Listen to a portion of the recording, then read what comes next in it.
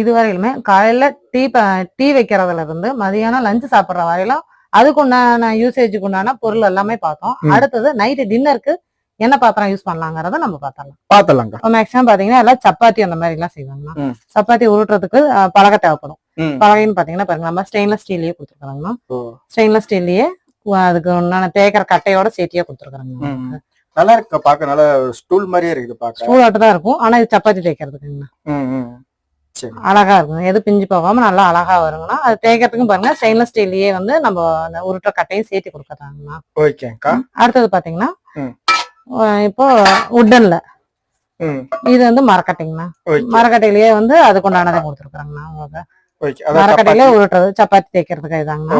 சப்பாத்தி தேய்க்கிறதுலயே வந்து 3 விதமா கொடுத்துருக்கோம். உட்டன்லயும் கொடுத்துருக்கோம், ஸ்டெயின்லெஸ் ஸ்டீலும் கொடுத்துருக்கோம். இன்னொன்னு ஸ்பெஷல் ஐட்டம் பாத்தீங்கன்னா இது கிரானைட்லயே கொடுத்துருக்காங்கண்ணா.